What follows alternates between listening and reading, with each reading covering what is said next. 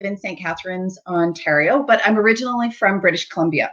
It's kind of where my roots lie. It's where my family is. And I came to Ontario 18 years ago now. I had to think about how to do the math in my head because I had just finished social work school and I got my social work degree and I got a job here with child protection. And so I did that for 15 years. 15 years there, yep. And, you know, things happened in my life and, you know, my mental health shifted and was not in a great place because it's a very stressful job. And so then I... oh, sorry, I was just checking all live. Okay. Okay. So then, you know, lots of things happened between that 2015 and 2020, where I am today. Lots of things happened in my life that have brought me to this place where I'm a completely different person. You know, I did 15 years of social work, and then I did 2 years working in a foster care agency. And then I realized that that just was not for me. I just didn't have it in me to do that kind of work anymore. And I let it go. And you know, I've kind of morphed over the years of what kind of a coach am I. And then I discovered hypnotherapy. And hypnotherapy for me is one of the best tools for creating change in your life. I'm all about doctors. You know, I have this image in my head of how people care for each other, how you have this circle of care, which includes doctors and massage therapists and chiropractors and, you know, aromatherapists and energy healers and Reiki practitioners. All of this is part of your really whole wellness. So very holistic approach. And then from there, I went from hypnotherapy into NLP, which is neuro-linguistic programming, which is really about changing some of the way we think, some of our neural patterns to really make big changes in your life. And that's where I am today. And I love my life. I'm working hard at and helping my clients and learning. I'm also a lifelong learner. So lots and lots of things to learn in our lives, and you can never stop. That's kind of me. I'm also a grandma, and I've got 2 adult children. I have a dog and a cat, and one of my pet peeves is when people mispronounce or misspell names. So I've worked really hard to get your name correct, which is Ndeye. Yes. Right? Because, you know, I've had people spell my name so many different ways, and I'm like, people, it's not that hard. It's Fiona. It's not that hard. And it really wasn't until the Shrek movies came out and Princess Fiona became popular that it was like, oh, there we go. That's how to spell it. Luckily you had Shrek. Exactly. I used to have little kids that when I worked with, and they're like, are you like Princess Fiona from Shrek? And I'm like, yes, I am. You should see me at night. Yeah. Could you tell us a little bit about the neuro-linguistic and the hypnotherapy? What is it? So hypnotherapy, I mean, I'm sure many people have, you know, your listeners have heard of hypnosis, in this stage hypnosis. You know, you get up there and the hypnotherapist or the hypnotist makes you do all kinds of goofy things and everybody laughs and have a good time. That's not my focus. My focus is actually helping people make changes in their lives. So I have people coming to me because they lack confidence to share their story on a stage, or people who are working through grief, or people who need help memorizing, people who want to release weight, people who want to quit smoking. Like, there's so many different things. One of my favorites is mind clutter, because everybody is so busy these days that our minds just get so busy that I have this wonderful hypnosis that is just about clearing the mind clutter, filing it all away in the files that it needs to be in, so that you can focus on the things that need the attention at that moment. So for me, hypnosis is just this tool where we go into this really deep trance and we allow our subconscious mind to do the work. Because really, our mind, you know, when I say, you know, the mind, I'm also a hand talker. So I hope everybody's okay with that.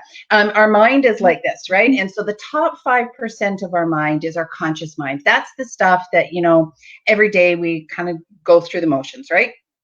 Then there's this line, it's called the critical faculty line. And it's typically a hard line. And so that things can't get through from unconscious to conscious, because the 95% is your unconscious mind, which is where what allows us to be alive, because our unconscious mind controls our breathing, our heart rate, our blood flowing, all of those things, right? And the prime directive of the unconscious mind is to keep us safe. And so with hypnotherapy, oftentimes people get these beliefs that I can't do this. I'm afraid to do this. I can't make the change. But really, it's their ego or their unconscious mind saying, no, we want to keep you safe, and we don't think this is a good thing to do. Right or wrong, right? So when we go into trance, we take that critical faculty, and I always describe it kind of as like airy fairy, right? And so things can then get in, which is the suggestions when you're in trance. So the suggestions then get into your unconscious mind, and your unconscious mind says, oh, I get it now. That's an okay thing to do. We can do that. We can absolutely be more confident on stage. Absolutely, we want to quit smoking. Absolutely, we want to help you deal with the grief. Remember a name, right? Like there's all kinds of things, because our unconscious mind has every day there's thousands and thousands of bits of information that come into our mind. Some we remember, some we don't, but it's all in there. And so when we use hypnosis and we get into that trance state, you're not asleep. You're just in such a relaxed state that your unconscious mind gets to come out and play. And then when you team that with neuro-linguistic programming, which is really shifting how you believe the world and how you see the world and how you talk, and it's not like on that energetic field, like the spirit side of it, but it's actually like kind of cool, because for me, I had lots of feelings of anger and sadness and hurt. And one of the techniques that I've had done on me or for me is one where I went back on my timeline to the very first event where I felt anger or guilt or sadness or whatever the piece was that we were working on. And I went back to that moment in my mind, and I took the lessons from it, but I released the emotion. So one of there was two in particular that were really, really hit me. One was fear. So I actually went back to a past life. And in my past life, I was like a social justice warrior, and it was kind of medieval times. And in this past life, I would use my voice to help the underprivileged people with no money, no food. And I was speaking out against the powers that be. And I hope this isn't too graphic for people. Yes. But I was burned at the stake. And I have that memory because I've done some of this work prior. But when I used this timeline therapy technique, the fear was gone. I removed the fear from that moment, so that all I had was the lesson. And the lesson was, continue to use your voice. You are important. You are powerful. You are strong. And then what happens is then you take that emotion and you go forward on your timeline, and very much like pearls on a necklace, right? So you remove that emotion from all of the events in your life right up into the present where you felt fear, and the fear is removed. The lessons are learned, and the memory stays there, because we don't want to lose the memory, right? Because memories are important, but the emotion is gone. The guilt one was, I thought I had the guilt one down pat, but when I went through this technique, the person who was doing it with me, she kept pushing me and pushing me and pushing me until I actually went to my moment of birth. And I was the youngest of 6 children. For many years I had been told, I was supposed to be a brand new house, and then my mom got pregnant with me. So there was all these little bits and pieces that, as a child, I would be like, oh, I didn't think anything of it, but my subconscious and my belief system was that, We never had all of those things because I was born. So there's the guilt. But when I went back to that moment of my birth, I released the feeling of guilt. And all I felt was love and a sense of being wanted and part of my family, part of something. And then again, like the pearls on the necklace, removed all the guilt from all the events from that moment until the present. And now I don't feel guilt anymore. I don't feel that I'm not good enough. Because there was a lot of that, like if you're responsible for that, then why are you trying to do this, right? So those limiting beliefs that are set into us, before we're about 7 or 8 years old, those things were all there, but I've removed all of those, and it's such a good place to be.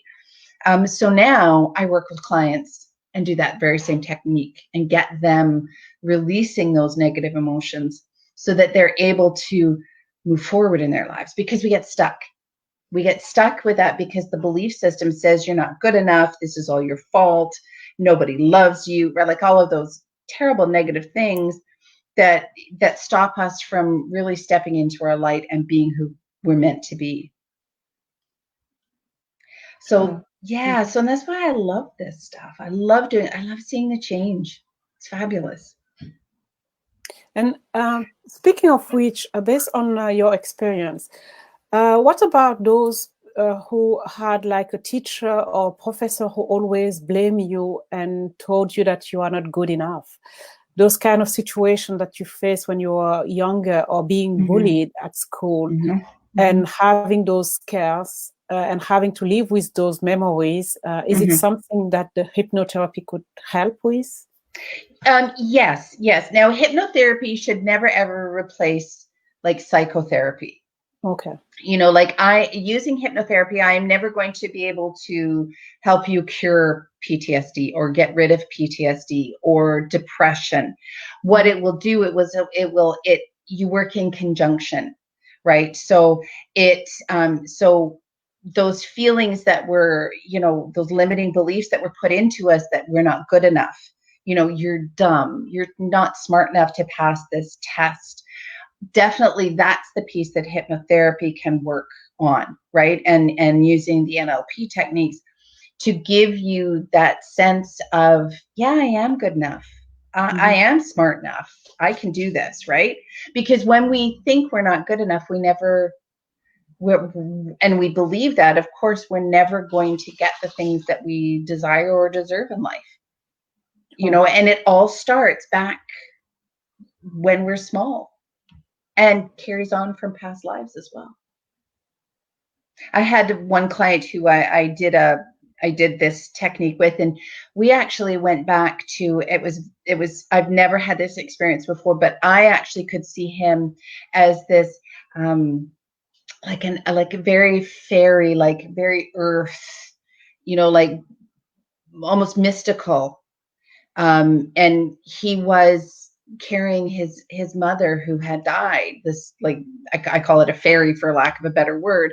But that's where he went in this, and it was the sadness that he was releasing and letting go of all that. And this, I mean, I didn't even know how far back we went because he couldn't tell me, but he was describing all of this, and it was just this beautiful moment, and it made such a change in him. Such a change. It was wonderful. So when we talk about, people who have been bullied or people who have been, told that they're not smart enough and they're not good enough, absolutely hypnotherapy and NLP can help you move past those and help you to get to that point where you believe in yourself, because that's what it comes down to, is I need to believe in myself. I have to trust myself that, yes, I am smart enough. I am good enough. I am loved. I am lovable.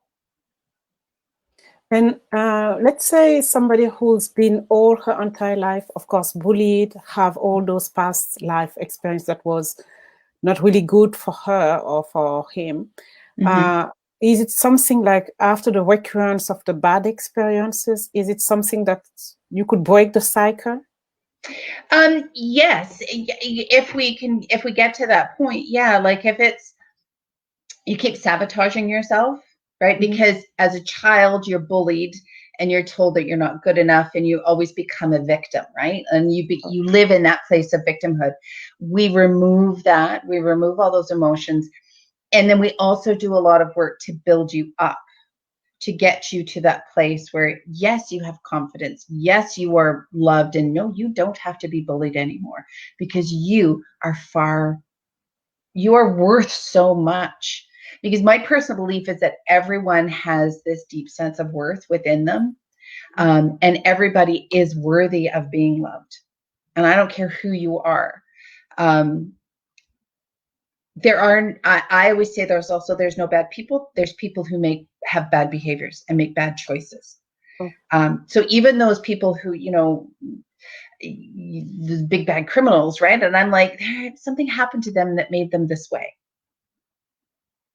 I don't excuse their behaviors, but something happened to make them behave this way. They had a choice. So people that, have been bullied, I mean, it really takes a toll on your self-worth, right? Like I'm no good. I'm just this thing that nobody loves and everybody can take advantage of, because bullying, we know, comes in so many different forms. From physical pushing, stealing, your lunch money at school, to, as an adult, sometimes it's very passive, right? Like you're at work. Yeah. And, like you're at work and your colleagues all go out for lunch and they don't invite you. Right. Or you walk into a room and people stop talking. Make a little announcement. We have more than 7 people watching live, but awesome. I just realized that I can't comment at all from this platform. So sorry about that. We'll get back to you. If you have any question or comment, we could see the questions and all the comments, but I can't write to you back. So just comment and I'll read it. I don't know, Fiona, if you could access to any comment. I don't think. Let me check on my phone. Where would I don't see any here. Where Okay, if you don't, let's just tell everybody to know that the fact that we can't answer, it's not our fault. Sorry about that. But we get back to you as soon as possible. Absolutely. Well, we'll get the comments and answer any questions you may have, because as you can tell, I like to talk about this stuff. Yeah, because I love it. And it's a nice so conversation. It can be so changing in your life, and positive changes. And, I call myself a results coach. Because when we work together, results happen. It's, like you get results, and depending on the amount of work that you are prepared to put in is the result that you're going to get. If you don't do any work, well, the result that you get is no change. But if you do the work and you dig deep and you go into it and you work together, the results can be anything, right? Can be amazing. True. Yeah. Sorry about interrupting. That's okay. We were talking about the fact that you could have all your past life, all your past experience. What about the culture? Is it something you could face? Because if you were raised in a culture where you feel like you have to be in a certain way, that's going against your success, is it something that you could kind of help using the hypnotherapy? Well, and the piece about hypnotherapy and your unconscious mind is your unconscious, like you have to want the change. And again, your subconscious mind is never going to let you do anything that is dangerous. So culture, that's a really interesting question. And I haven't actually had that before. It would be your unconscious mind. Like if your culture is, you have Sunday dinner with the family every week. Mm-hmm. If that's part of the culture, and you just don't want to go anymore, but you're afraid to say, I don't want to go, then absolutely we can do some hypnotherapy on building your confidence about saying, you know what, I don't want to go to dinner on Sunday night. If it's more of a culture, like a Muslim culture, or like where there's like a definite patriarchy versus matriarchy, mm-hmm. right? Like those kinds of things, like, is changing that going to be safe for you? That's something we'd have to figure out, right? Like if you come from a very patriarchal culture and all of a sudden you want to be this free woman, are you prepared for the potential backlash or coming out as gay, right? Yeah, Like really there hard. is backlash to that, and pardon my language, it pisses me off because it shouldn't be backlash, but there is. So when you come out as gay, as the person who you are, there is consequences, and how can I help to support you with that? Who do you have to support you with that decision to come out? And I'm not saying stay in and hide who you are, but just be prepared, because you're going to have the strength to deal with it. Like the strength is from your family to say, you're gay, you're not my kid, I don't want anything to do with you, right? Like that's a significant consequence. So we can use hypnotherapy and we can use NLP techniques to give you the ability to manage that piece of it. Like, how do you get through? Because effectively you've lost your family if they don't like who you are. So what do you do next? How do you get through that? That's right? a tough one. It's very tough. It's very tough. But with that, I would also be recommending like psychotherapy to deal with the consequences for that as well, right? Like that's a huge hit to everything. When your family says, see ya, you're not the person I thought you were, right? Like that's a huge hit. So, and there's that holistic approach, right? Like using the hypnotherapy and the NLP for, sort of the confidence building, and using the psychotherapy to help really kind of process what's going on. That's a tough one. Yeah, very and tough. I have I don't know if you heard of the new launch. There is a new TV series called Little Voice. And I watched the first 2 or 3 episodes, and there is a lady, it's a young teenager. She is mixed, so she had a multicultural family, white mom, black dad. Dad used to be famous. He was a big singer, but now he's not what he used to be. He's barely able to catch end to end. Right. To pay bills and everything. And so she had to work really early at a pub to have some money for herself and family. And in the meantime, she had her best friend who happened to be gay, but she is from Indian descent, born and raised in the US, but Indian descent, with a family that used to be like old age, old time, doesn't really agree on the new options, being gay, etc. Right. And she was fully in love with a woman, and she can't tell her mom. So they had an accident of, how people are. They throw at her a bottle on her face, so she ended up on the ER. And the point was, the last episode was, what should she do? Is it like you have to face your family, knowing that they are old-fashioned and you lose them forever, or you lose your love? Right. That, and that is really hard. And it comes down to that choice you make, because if you choose your heritage, then are you really true to yourself? Are you who you are? Personally, I'm always going to say, be who you are. And if they can't accept who you are, that's a them problem, not a you problem. I have members of my family who are homosexual, and I fully support them because that's who they are. And if you can't, and if there's people in their lives that don't accept them for who they are, again, that's a them problem, not my family member's problem. Right. Yeah, but how do you face it? Like, let's say somebody's watching right now and facing the same situation. How do you make a move? Because it's kind of like being between, you don't want to lose your family because that's who you know all your entire life. Yeah. In the meantime, you don't want to lose the person you love. Well, that's a really tough one. It's,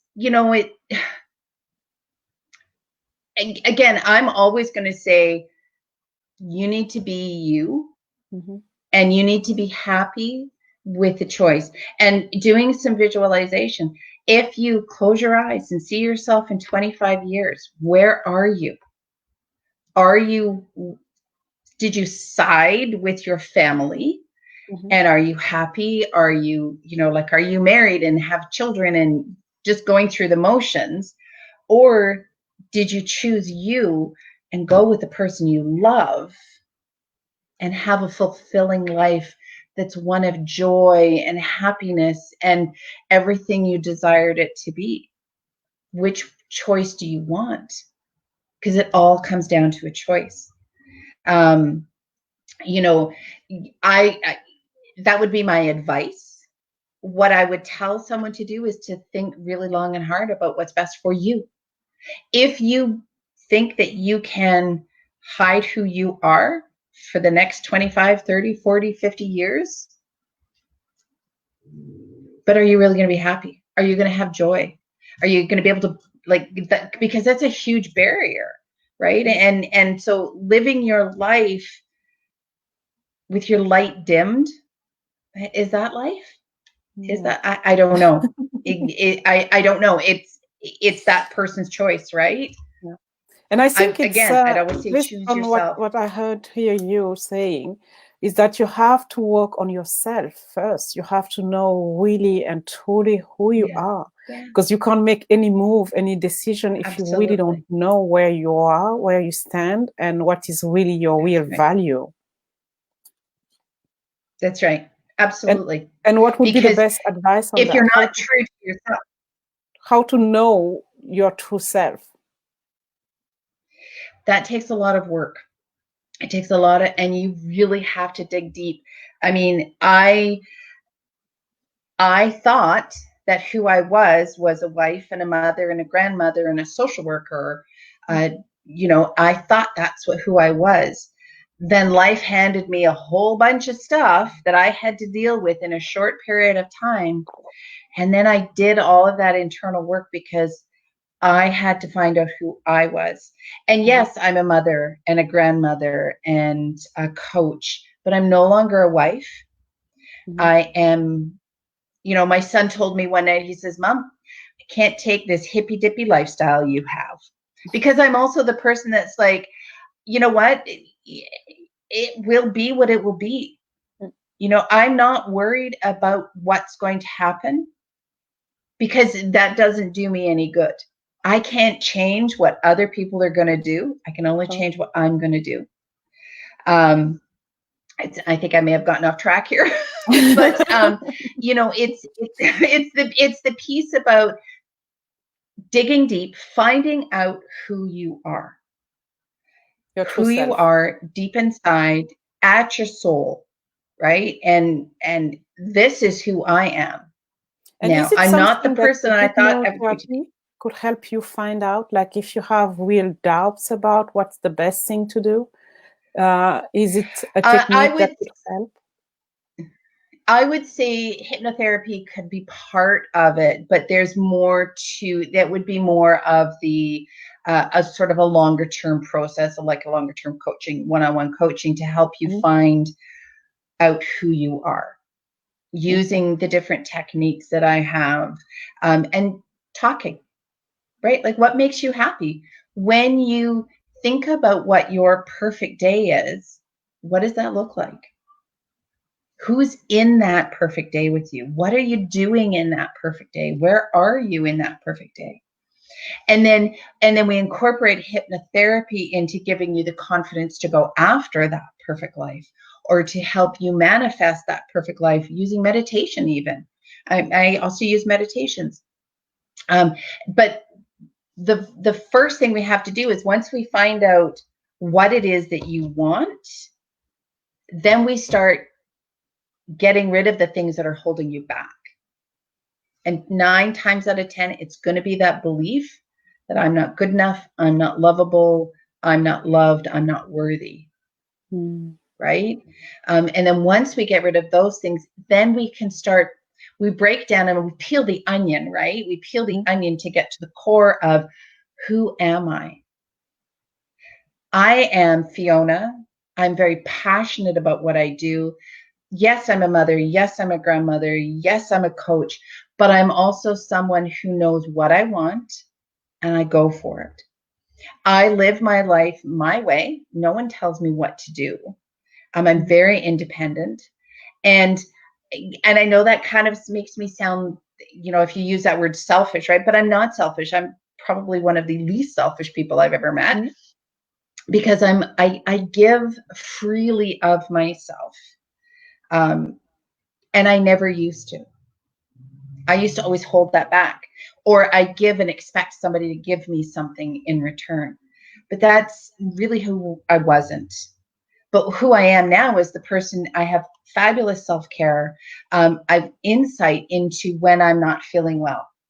If I know, and I have had mental health struggles for years and years and years, and I know when depression is coming back, and I take the steps to address it. I don't put my head in the sand anymore. If I'm feeling kind of off, I'm like, okay, I'm feeling off because this is depression, or am I feeling off because it's 90 degrees in my apartment and I haven't slept for 3 days? Would I call it awareness of yourself now? Pardon me? Is it awareness of yourself? Yes, I'm very much self-aware of what I need and when I need it. And what you can't take.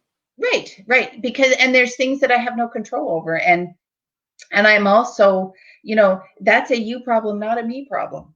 That's, people always say that to me, like, when someone, like when my son said, I really can't take this hippy dippy life that you live. And I'm like, okay, but that's a you problem, not a me problem. Oh, I have a shirt like that. I'm going to send you a picture. It's really funny. Okay. The shirt says, somebody cares about your problem. It's just not me. Exactly. Just find somebody who cares. Exactly. And that's the piece about now. I used to be the person that cared what other people thought, and now I don't. And because I'm doing things. I don't think you don't. It's more like you choose which battle to fight for. Yeah. So if you want to care about something, you go for it. But if you think there is no control, there's nothing you could do, it's not something you're going to be worried about. Right. And I pick my battles, right? Like these days on social media, like if we go to the sort of this trending topic of face masks, I wear a face mask when I go out. I support face masks, and I scroll past so much silliness on social media. And I'm like, do I pick my battles here? And today I actually, and so most of it, I'm just like, everybody's entitled to their opinion. This is not mine.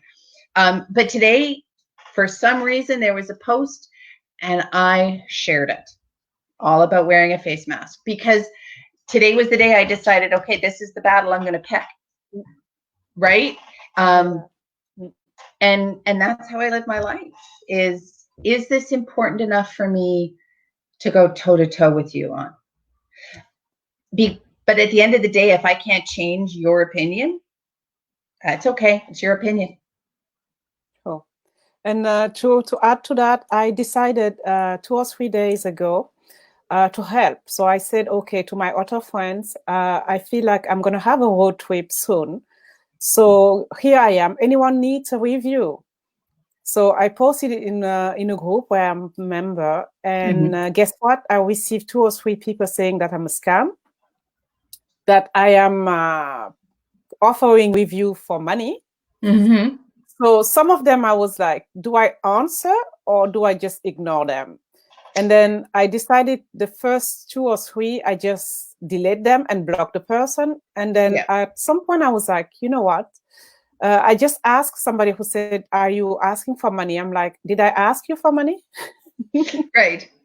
No. So I never had a response from that one. And then the other one was like, it's a scam. I'm not talking to people who had been blocked by Amazon for writing fake reviews. Wow. So, and then I'm going to report you to the admin and blah, blah, blah. I don't remember what was the end, because I stopped at that moment. I was like, it's so silly. And then the admin itself came in and say, thank you for your offer, for helping, but we're going to monitor your posts because maybe you are doing something not good. Right. I said, thank you for jumping in. And it's really nice to kind of get to the point that I'm just helping for helping. Right. randomly, because I don't know them. And then she said, yes, that's what I figure out. I said, too bad you figure out that, but you did not figure out that some mean person are commenting some stupid stuff on top of the fact that I'm doing something nice. She never answered. Right. Right. And so then the decision for you is, do I stay in this group or do I leave I'm wondering. this group? Right? Yes, Like, exactly. is it important enough for me to stay in this group? Or like, am I going to spend my energy trying to almost at this point prove myself? Or am I just going to say, see ya, I'm out? Except the thing is, it's not because the admin was stupid. It's not because 2 or 3 was stupid that's going to make my good action void. So the fact that I want to leave means like maybe they were white somewhere. And the fact that I stay, but I would stay away from those people who are kind of not positive and stick to the people who are nice, because it's not because you have 4 or 5 people not okay in the group that makes the whole group not good.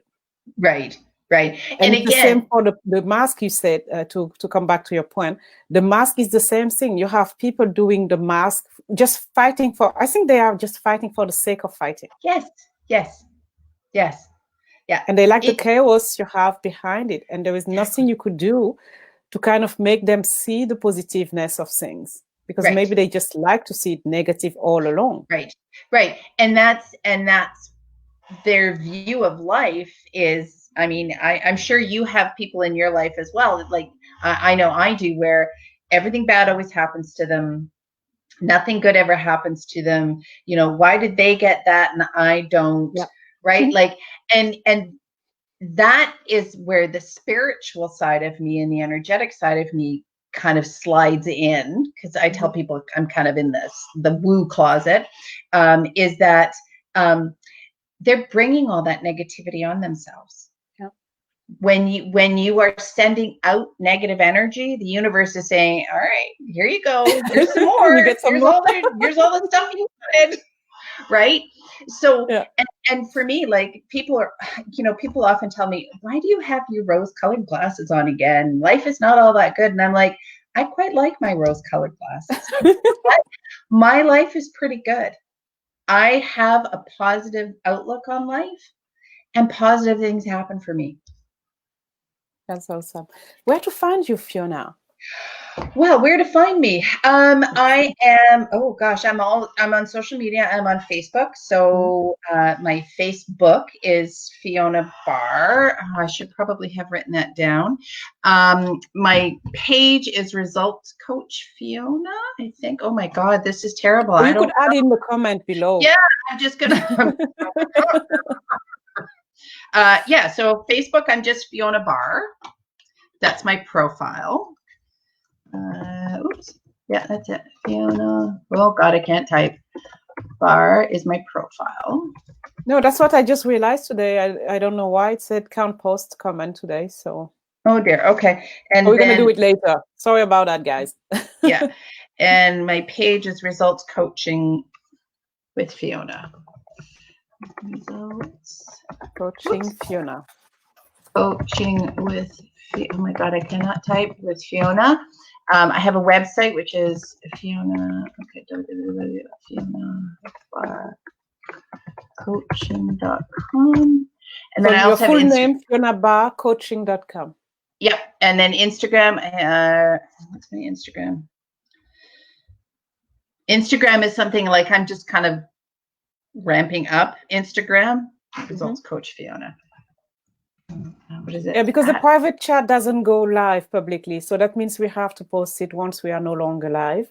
Right. So sorry, guys, we just have to kind of check once we're done below this this interview, which is going to be a video no longer live. And I have a question. What's your best memories doing this job? My best memories doing this job? One of my best memories is I had a client / friend, and she was getting on a stage to share her story. It was Sunday night, and she had not prepared anything, and she was starting to freak out. And I was like, okay, get over here. So she came over, and we did a simple hypnosis about building her confidence. Yes, you can do this. You're strong. You're independent. Like, you've got this. Like, all of those things. She got on the stage the next night and she killed it. Wow. She killed it because her unconscious mind had taken all the suggestions in. She dressed the way we described it through the hypnosis, because the piece with hypnosis is the suggestions that I give the client are actually your own words. Your own words. I don't make anything up. So if you say to me, I want to wear clothes like Lily Tomlin, and I want earrings and big dangly earrings, I will put that into the suggestion that you see yourself on stage dressed like Lily Tomlin with your big bangly earrings, right? And because it creates this image. And when she got on stage the next night, she just killed it, which was fabulous. My next best one is, I have a friend who recently lost his dad. And so we've been doing a lot of work on grief. And I had sent him a hypnosis on saying goodbye to a loved one. And he loved it. And it helped him tremendously to be able to say goodbye. That's awesome. And for me, that was like, this is so worth it. So worth it, because losing someone is one of the hardest things you can do, right? So that's the two of my best memories. Yeah. Myself, I love to go into hypnosis. I love being hypnotized. I get into such a deep trance, and there are times when I'm like, I don't want to come out. You can't make me. And so the hypnotist will be like, Fiona, time to wake up, and they'll have it, and I'm like, oh, okay, all right. Because it is the most relaxed you'll ever feel. And how do you cope with the COVID-19? Because now you can't see on one-on-one. How do you cope with that? Hypnosis is easily done via Zoom. Okay. As long as I can see you. Like, I tried to do a hypnosis, like a live group hypnosis. The problem is that as a hypnotherapist, I need to be able to see the person to make sure they're safe. Make sure they're still sitting or laying comfortably. For myself, I kind of tend to do this when I go into trance. So my hypnotherapist will often say, and Fiona, you will stay safe and secure in your chair. That's the suggestion he gives me, so that even if I do this, I'm not going to fall out of my chair. And it's also watching body language because if we're doing like a memory regression or something like that, it's like, okay, are they in a good place right now? Okay. Am I seeing pain? Am I seeing, something that's happening that's causing them discomfort? Then I can bring them out or move around doing it. So COVID-19 doesn't really affect the fact that you could do it? No, I can do it. But not for the group. You have to have. And what about having a small group of 2 or 3 people maybe at the same time? I have done some group hypnosis. With that, it's kind of a very generic hypnosis. Like one-on-one, if you were to come to me and say, Fiona, I really need help sleeping, I could tailor a hypnosis to you. But when we have a group, it's like I've done my group ones were like on the mind clutter, dealing with COVID-19, finding strength and confidence in this crazy time we're living in. So things like that. So it's like a generic one that would go for anybody. Okay. And so what's the process? Like right now, somebody interested right now to join you or to have your services, how does it work? Is there like a meeting before, or how does it work? Typically what I like to do is I like to get on a Zoom call with them to chat about what it is they're looking for. Is this something that hypnosis can work for? I had someone who contacted me asking if I could help them remember remember a traumatic event for court case. And I can't do that. Like, nothing anybody comes up is ever admissible in court. Okay. So people can reach out to me either by Facebook or, my phone number is on my website. Like, just reach out to me. We'll connect. And if it's a good fit, then we work together. Typically what I like to do is I like to do 5 sessions of hypnosis, because it does take some time for the subconscious mind to really kind of grasp and get a hold of it. Okay. Um, But before the 5th time, you have a free call. That's when you could listen to the story and see if you might be or might not be a good fit. Because some people would be scared that they don't know if you're going to be a fit, and it's going to be charged right away. So that's something that's important to kind of talk about it and make sure everybody is not a good fit for this technique. That's right. Yeah. So you have to contact Fiona and make sure you have a call, and then decide if it's something you could do. And in case it works well, you have your 5 session set on Zoom, or eventually we hope COVID-19 would be lifted up. Yes. And then you're going to have the option to have a face-to-face. Absolutely. Absolutely. And I have a personal question now. How could you be a dog mom and a cat mom at the same time?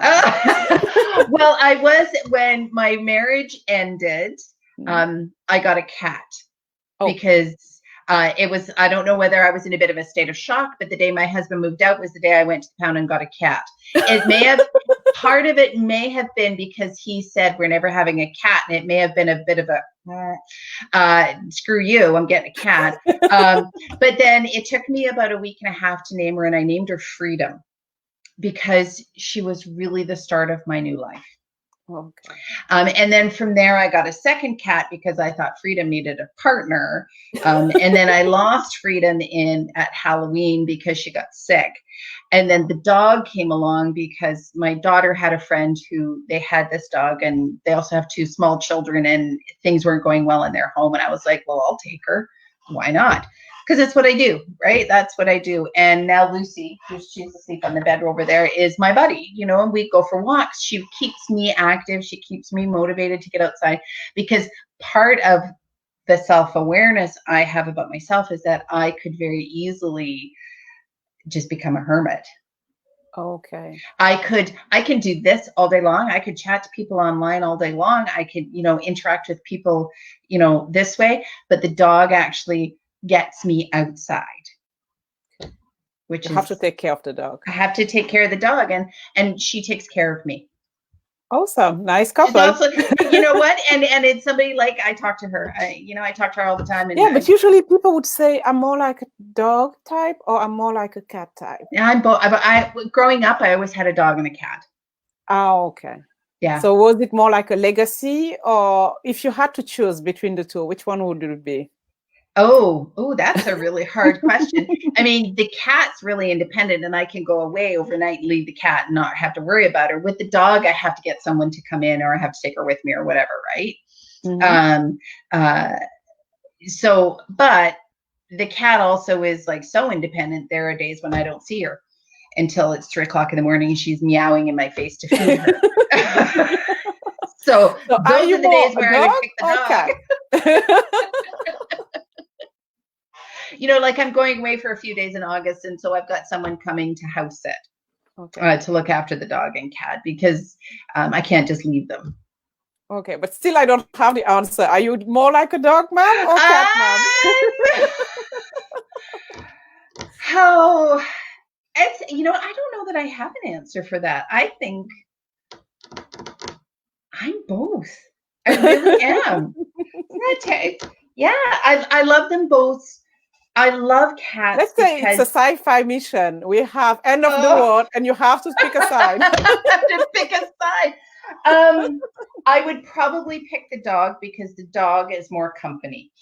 Okay. The dog is like, she's with me all the time. Like, I go to the washroom and she's with me, you know, like, so she's company, more company than the cat. The cat needs you when they want to have feed. That's right. The cat needs me when she needs me, not when I need her. So, okay. Sorry, Peanut. That's, you know, wherever you are. Thank you so much. So one last question. Where do you see us for Christmas, for the holiday seasons? Oh, gosh. My view is that our normal is now completely different. I think that holidays, I mean, if we have, you know, if we can celebrate our holidays with larger families, absolutely. But I think we also need to be very careful of spreading this illness. So having, like having, like for myself, I have Christmas with my daughter and her in-laws and the grandchildren. And so there's only like 6 or 8 of us, which works. Would I like to be able to see big parties again? Yes. I have a very dear friend who has this beautiful Christmas open house every year. Will she be able to do that this year? I don't know. And that would be very sad because it's a tradition. It must be 15 years that they've been doing this. But I also, is it a risk to have that? So I think our new normal is wearing masks, social distancing, keeping our gatherings smaller, here in the Niagara region at Thanksgiving, we have this great craft fair. And there's, in our little town of Vineland that we used to live in, there's a family that they had like 110 vendors on their property. And then the school across the street has another 110. And then people are selling their crafts all up and down the street. And it's the whole Thanksgiving weekend. I don't see that happening this year. No.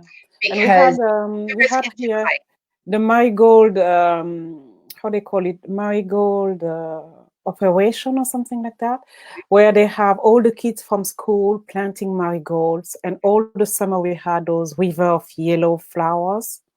This year it did not happen because of COVID. And I wonder if Christmas market would ever be again like Christmas market the way we used to have, because it's a large gathering. And I don't know. It's just I'm hoping we get back to the old normal, but I know I'm kind of aware that the old normal may never come back too. Right, and we may have a new normal, and it may be. I mean, I think that there's some really good things that have come out of the way we have to live our lives now. I mean, one of the things, the street I live on, there's a pub up the street, and when everything was closed, it was clean, it was tidy. Then the patios opened up. The day after they had their first patio, the street was covered in garbage. Oh. And like coasters and cigarette butts and napkins, and I'm like, what a shame. You missed the COVID-19 worst period. Yeah. And the roads were quieter, and like there wasn't as much traffic. Gas was cheaper. Now gas is back up to over $1, right? Like, come on. So there is some really positive things that came out of this. And so I'm hoping, like for me, Christmas has always been a really special time of the year. It's where families get together and celebrate with each other, celebrate the time. And I'm hoping that, maybe again, my rose-colored glasses, that maybe the holidays will be less materialistic and more family or human. This family and human and people connecting with one another.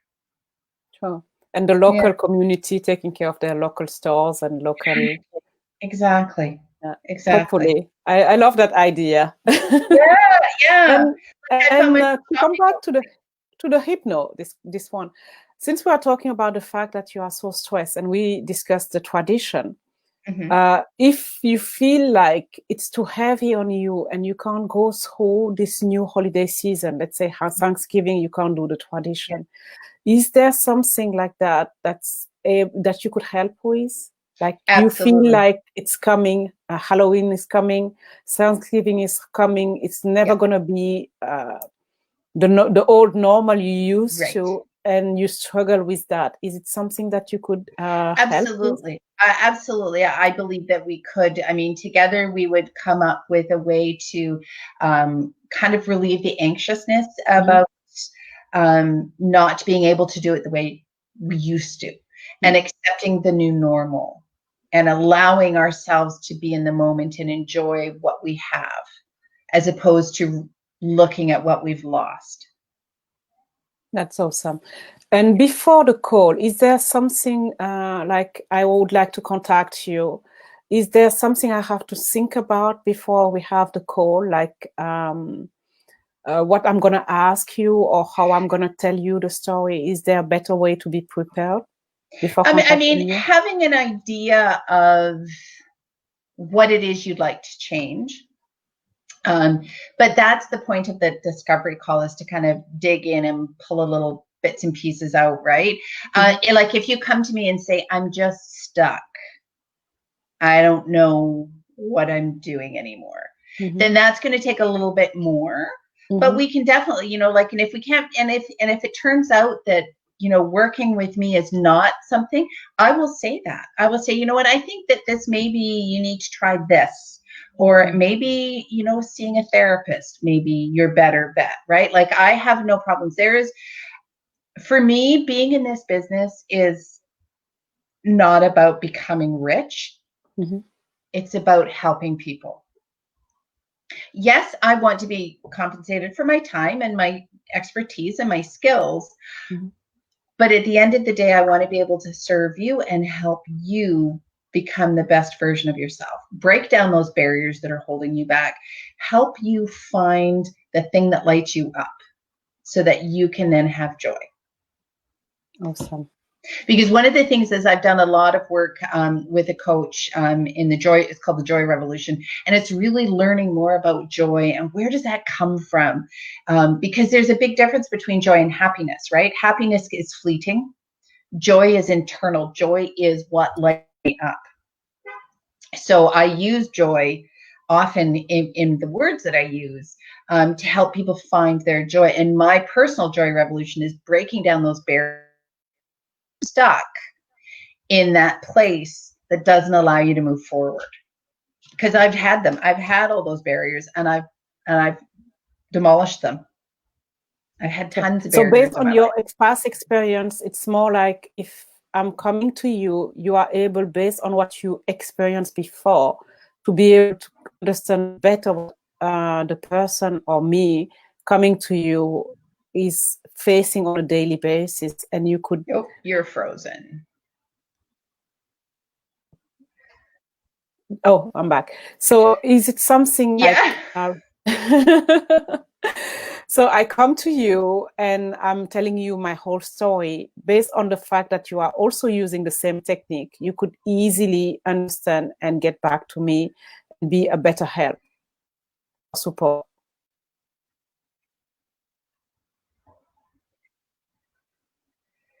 Yeah, you keep freezing, but I think what you're trying to ask is that if during the discovery call, we're going to figure out what it is that you some people come to me very clearly. I want to quit eating sugar. I want to quit smoking. I want to lose weight. Other people are, I'm just stuck. I don't know where we go. So we talk, I get their life story, and then we kind of, and so that's when it's social work skills, it's life experience, it's my NLP techniques, it's the hypno, all of those things come into play, and we develop a plan to help you move forward. Okay, that was my question. Does that answer your question? Yes, and thank you, Christine, for watching. I don't see the other name, but I saw that one. Hi, Christine.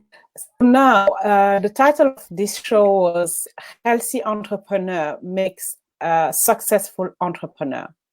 So when it comes to entrepreneur, this is going to be our last. We are on almost 1 hour. Okay. What would you tell, what's the kind of struggle the entrepreneurs usually have? You know, sometimes they kind of roam around like a cycle and keep making the same mistake, like the same scenario, but they change the characters all the time. So is there something you could tell to any entrepreneur watching right now? What would be the best advice, approach?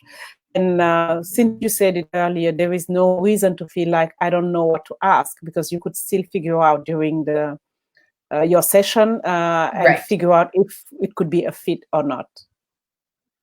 Right. You know, as an entrepreneur, I've had my struggles, right? For sure. When I started this journey, I was going to be one thing, and then that changed into something else. And it wasn't until I found hypnotherapy that really sparked the fire in me. Because at one point I said, screw this, I'm not built for this entrepreneur world. And I went back to work, and I took a year to kind of really figure things out. And then I saw the hypnotherapy post, and I was like, oh, that's the thing. And I have not looked back. So for any entrepreneurs, absolutely connect with me, and we can talk about what's holding you back let's figure out what's holding you back. Is it focus? Is it clarity? We There's a lot all of failure struggle. We all usually. have those moments. Yeah, and failure, and the fear of failure. Yeah. Yeah. Right. I mean, if you can see this board behind me, this is my new, because I'm in a mastermind, and I talked about how I was having trouble being focused. And someone said to me, it's not focus, it's clarity, Fiona. You don't have clarity. And so I went out yesterday and I bought all of these Post-it notes and markers and a whiteboard, and I started writing down everything, because I have this new project that I'm working on. But I was all over the place. But now I have this. Now I've got clarity on what I can do, and then I can just hone it down Focus to on what it. I want. That's great. Because it's Thank you about so having much for your clarity. time. Yeah. Yeah, we have Well, 1 thank you hour for having now. me on here. This was fun. It was This really was fun. Thank you awesome. so much. And whoever needs help or support and you don't know what to do it, and you told me when we had our last call that there is nothing to do beside having the session. We did not discuss that. So you don't give any exercise or any homework? Depending on what it is, right? Like if it's straight hypnotherapy, there's no homework. But if we're doing what's breakthrough, which is like the longer coaching program, there is work to be, there is some homework for you. It's not because hard. people don't usually like homework. Is it a hard homework or is it light? No, well, it depends, because the homework is about digging deep. It's about going inside of you, which is the hard part, right? Yeah. But it's not scary. And trust me, if you can do this, if you are committed and ready to invest in yourself, your life can be anything you want it to be. You got to put yourself first. Cool. Thank you so much, Fiona, and thank you for watching. We have Chris. She was here twice, I think.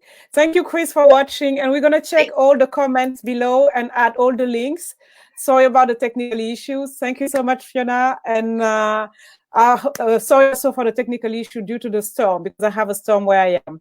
But I think it went obviously well, but just in case it's frozen somewhere.